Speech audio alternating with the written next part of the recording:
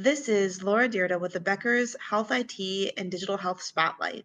Thank you so much for joining us today, and I'm excited to have my guest, Sarah Poncelet, who's the Associate Administrator of Access Transformation at Mayo Clinic. Sarah, thank you so much for being here today. Thank you for having me. Now, I'm excited for our conversation because I know there's so much innovation happening at Mayo Clinic, and certainly it'll be interesting to share with our broader audience. But before we dive in, I'm wondering, can you tell us a little bit more about yourself and your background? Sure. So I've been at Mayo Clinic for almost 18 years and had a series of different types of experiences. I worked in analytics role as I started in marketing. So really studied the external market, studied our patients, studied competitors, and really understood the external landscape. I moved into a role for about 3 years, helping support access management, which is kind of the blurring of both matching our demand with our capacity and ensuring that we're getting thoughtful itineraries for our patients and maximizing our most valuable resources, which is our staff. And then I had 11 years where I worked in strategy. So I had consecutive leadership roles there, was able to work on Mayo's corporate strategy, understand our operating plan, and go into detail around major capital investments and business strategies. In the last couple of years, I moved into strategy execution and helped lead automation for Mayo Clinic. And then most recently, within the last actually 2 months, I took a leadership position to advance access transformation and really reimagine that. Well, that's amazing to hear, and I think that's such on the cutting edge of what's happening in healthcare today in terms of looking at that access, looking at how patients are really coming into the system and able to get their care. And so, what a cool place to be within the health system. Now, could you talk a little bit about the project or initiative that has been most impactful for you over the last year or so? What did you do and what were the results? So in the last 2 years, we've really launched automation and had a strong perspective of a large range of things from shifting the task to a patient, moving into robotic process automation, actual physical robots, thinking through AI, large language models, machine learning, into agentic AI, and now generative AI and large language models. So the landscape keeps moving. It's moving at a fast pace. And so last year was a year of automation. Our team launched over 90 projects with every major leader across the organization. We had some great successes. We had some lessons learned, and we really progressed a lot of efforts. An area that was a success because we started scaling it, and scale helps us achieve a return on investment, was within our referring faxes. So we get hundreds of faxes a day.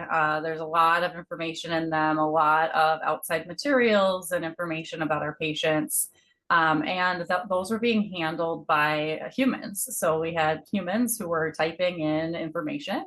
And what we did was study all of the tasks that they were going through, which were very straightforward and consistent. So you want to automate a consistent, well-documented process.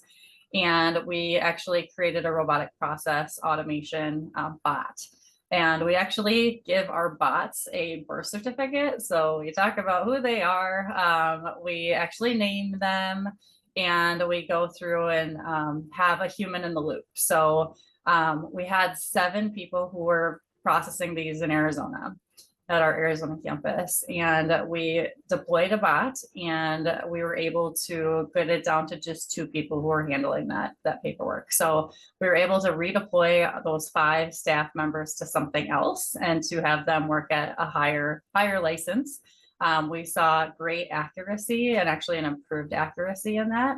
And then we started and moved it to our Rochester campus. So in Rochester, we have more volume. We were able to decrease and redeploy our staff to other more important tasks than typing in data within the fax.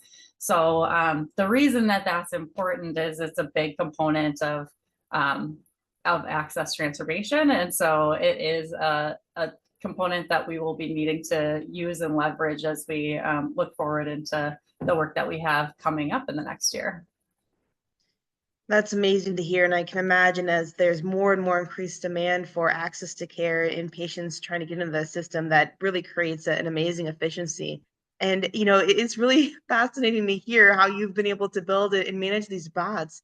What did it do to actually have that name and birth certificate and really bring kind of more of that type of personalization to the bots? So with our bots, we want to treat them like they're an employee. So they get a LAN ID, which actually makes them a person within our system. And we expect that we retire them as well. So we want to make sure that we know who they are. We know what they're doing. And if next gen tech within one of our vendors, so say Epic is able to help do this for us and helps within the outside materials, then we can actually retire the bot so that we don't have bots that are idle or could be misused. Additionally, it makes it feel like it's a member of the team. So we're trying to make it more of a normal component of someone who is enabling and helping you, and it doesn't have to necessarily be a human. So that's part of why we end up building out a name and a certificate and kind of celebrate the birth of the bot, but then know that there's opportunities for retirement, and we've retired bots as well. That's fascinating to hear, and thank you so much for describing that to us. Now, when you look into the future, how are you going to build on that success in the next 12 months or so? What do you see as being critical for the success of continuing to evolve these bots in the way you're using agentic AI and automation within Mayo Clinic? Yeah, so as I mentioned, outside materials are a big component of really understanding the triage process for our patients. So many of our patients have already been diagnosed, or they're getting referred, or they're part of a specialty contract with a large employer or a payer, and they're coming because they have a serious or complex need. And so a big part of that is having outside materials and really understanding within the outside materials what are our clinicians or our schedulers looking at within that information. What decision logic are they using to stack up an appointment stack for a patient, and then make sure that they're matched to the right care team and the right set of appointments. So as we're thinking about that from an oncology lens or even a transplant lens, there's a lot of interdependent appointments that need to be scheduled all at the same time. So what we're trying to do is a bit of reverse engineering of understanding the profile of a clinician, a care team member, and how do we match that against the profile of a patient, and what are we'll make it up, 7 to 10 data nodes that I need to know about a person so that I can determine that they are well matched with the appointment, they're well matched with our clinicians and care team members. And so a lot of that data nodes are within the outside materials. So what are the pathology reports? What are the medical notes? What are the images? What are the lab results that someone's looking at on a consistent basis, so that we can identify and find the themes around those data nodes and ensure that we can reduce, for sure, the triage time for our clinicians. We actually have quite a bit of triage time that our clinicians and nurses are spending time on, as well as our schedulers.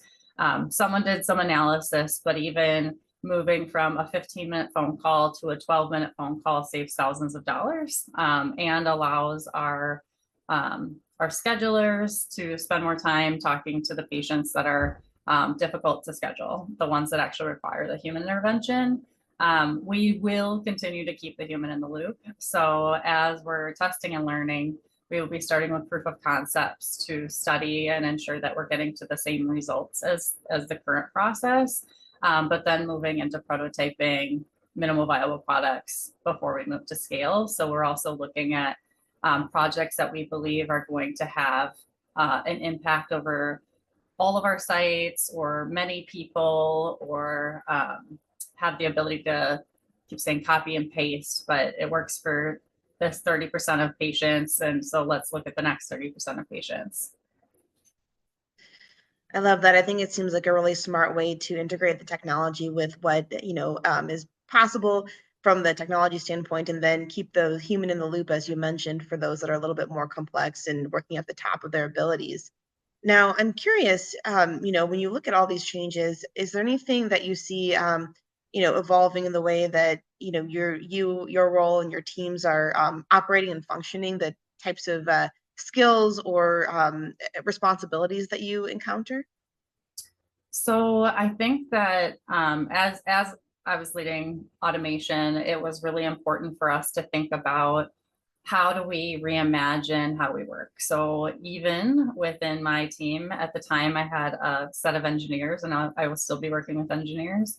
But it was thinking about, in the past, we did a lot of observations, and I think observations will still probably be key, interviews and observations, to really study and understand the current state, the current process. We are going to be mapping out end-to-end processes. So what is the data, who touched it, who moved it where? All of that can be done. And in the past, we've used GoPros, we've used just physical observations, but some really interesting spaces around process and task mining. So as we think about having more imaging or video within our floors, and we're calling it the building as a member of the care team. So ambient sensing, ambient listening, real-time location services. As we have that data, we are able to run more solutions against it. So as you think about digital twins and simulations, not only will we be able to leverage the data to determine what are the end-to-end tasks and what are the common themes versus, a week of an observation or some interviews. So really letting the technology work for our advantage to identify those themes that maybe would have been more difficult to identify. Thinking about using different AI around what are the trends of what someone's calendar looks like versus what they actually see? What are the trends of the types of patients that they're seeing, so we can determine how subspecialized this clinician is? What are the trends of the stacks of appointments that are seen by the data nodes of a patient coming in, so that we can be more thoughtful and let technology tell us how we should be planning and building out our calendars. I've gone down a rabbit hole for the last about 6 weeks into prompt engineering and vibe coding. It's actually changing a lot as it relates to getting to a very quick and lightweight prototype before we would go in and build something more robust and actually do that engineering. The engineering is changing. So as we think about a software engineer and their build and development, many of the prompt solutions, like Cursor AI and Windsurf and a few other spaces, are getting in and actually building out that code. You can actually prompt engineer and tell a large language model to build your code in Python around a prompt of a question that you have or something you want to build. It's really cool for websites and for app development. I think will be a little bit more difficult in the healthcare realm because of how highly regulated it is, licensure, and just making sure that we're being mindful of HIPAA and PHI, and making sure that we're being safe and getting accurate answers for our patients. That's a really great point, and so important within the healthcare space to have that kind of privacy and accuracy. Now, with our last minute here, I wanted to get a perspective from you. What do you see as being possible in the next 3 to 5 years because of technology in the healthcare space that isn't possible today? An idea. So I think a lot. I think that it is really difficult to even project out 6 to 12 months because of how fast Moore's law has taken over with the generative AI solutions. I do think that we will be cautious because there's cybersecurity risks, and we have to be really mindful of accurate data to ensure we don't have inaccurate answers, especially from a large language model perspective and generating content. I think that we're going to have to be really thoughtful on our architecture and building something that lasts the test of time, because a lot of our architecture, even how we built our current EHR, was built before we were thinking about generative AI. So it does allow us, from an innovator's dilemma perspective, to come in and kind of rebuild it with new solutions and tools. So I think I think that there's going to be a lot that's possible.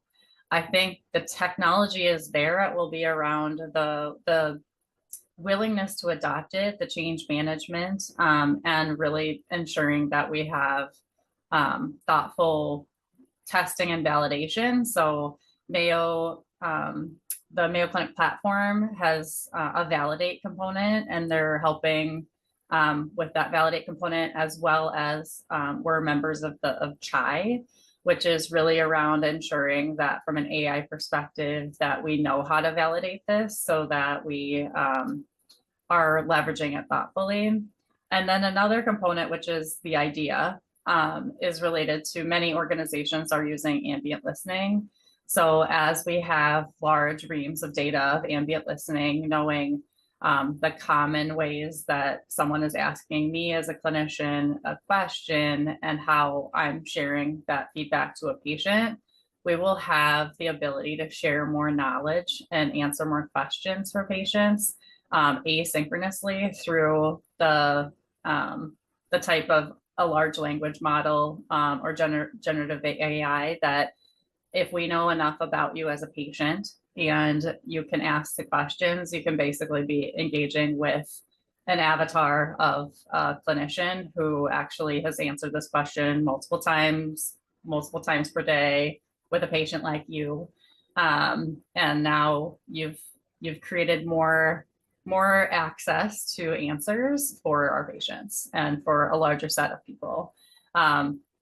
Like I said, the regulation is going to need to be there. The trust and validation is going to need to be there. So we'll see if we can get there in 3 to 5 years. But that is a space where I feel like we will be able to build more access with a lightweight, less human touch way and help the entire industry. I love that. Sarah, thank you so much for being here today. I really appreciate your time and look forward to seeing you in October at our Health IT Digital Health and Revenue Cycle event. It'll be great to continue this conversation. Thanks again. Yes, thank you.